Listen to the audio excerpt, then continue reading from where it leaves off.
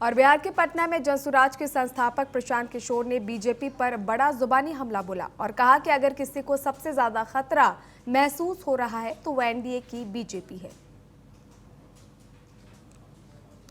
कोशिश कर रहा है, भाजपा को हराए बगैर, एनडीए को उखाड़े बगैर मानेंगे नहीं। और 14 तारीख को परिणाम आएगा, दूध का दूध पानी का पानी हो जाएगा। लेकिन ये जो माहौल बनाने की कोशिश कर रहे हैं कि हम लोग डरने वाले हैं, मेरे भाई प्रशांत किशोर जनसुराज के साथी किसी से डरने वाले नहीं हैं। हम लोग किसी से डरने वाले नहीं हैं। चाहे जितने उम्मीदवारों को खरीद लो, जितने उम्मीदवारों को धमकी दे लो, जितने उम्मीदवारों को उनके घरों में कैद कर लो, चुनाव लड़ा जाएगा और इतनी ताकत से लड़ा जाएगा कि आपके दांत खट्टे कर देंगे। आप, हम लोग महागठबंधन नहीं हैं।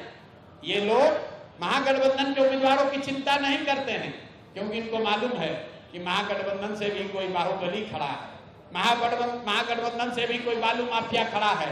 तो जाएंगे और जनता में कहेंगे कि अरे भाई ये तो जंगल राज वाले लोग हैं, इनको वापस नहीं आने देना है तो हमको वोट दे दो।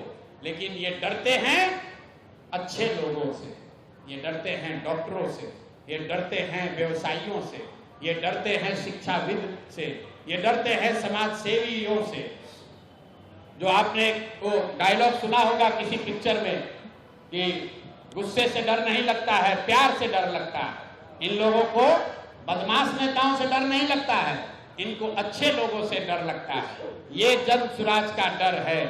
इतने अच्छे लोग खड़े किए गए हैं जिनके सामने लड़ने का इनका मादा नहीं है, लेकिन ये गैर राजनीतिक लोग हैं, ये राजनीतिक लोग नहीं हैं। इनके परिवार पर, इनके दोस्तों पर, इनके रिश्तेदारों पर इतने तरह का दबाव बनाया जा रहा है कि आप लोग चुनाव में अपना नामांकन वापस ले लीजिए। और इसके साथ ही प्रशांत किशोर ने कहा कि 14 नवंबर को दूध का दूध और पानी का पानी हो जाएगा। एनडीए जो माहौल बनाने का प्रयास कर रहा है उससे हम लोग डरने वाले नहीं हैं।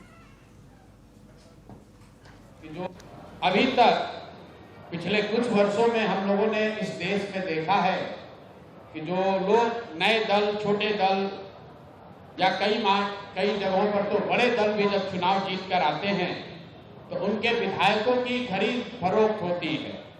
आप और हम वर्षों से वो तस्वीरें देखते आए हैं कि कैसे लोग अपने विधायकों को बचाने के लिए और उनके राजनीतिक विरोधी उनको खरीदने के लिए, अपने पाले में करने के लिए उनको कोई रिजॉर्ट में बंद करता है, कोई दूसरे राज्य में ले जाता है, कोई मोबाइल छीनता है।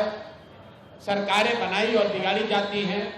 और पिछले कुछ वर्षों में भारतीय जनता पार्टी की एक छवि बनी है कि चुनाव कोई भी जीते, सरकार यही लोग बनाएंगे।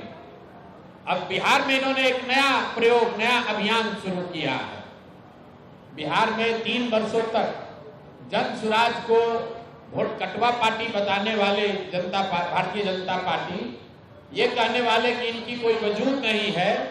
इनकी हालत देखिए। चुनाव की प्रक्रिया शुरू हुई है और सबसे ज्यादा अगर डर किसी को लग रहा है तो वो एनडीए के, भाजपा के लोगों को लग रहा है। और वो डर महागठबंधन के लोगों से नहीं लग रहा, क्योंकि महागठबंधन के लोगों का इस्तेमाल तो जनता को डराने के लिए करते हैं कि भाई हमको वोट दे दो, नहीं दोगे तो लालू जी का जंगल राज आ जाएगा। लेकिन इस बार चुनाव की लोकतांत्रिक प्रक्रिया में जनसुराज का एक नया विकल्प जनता के सामने है।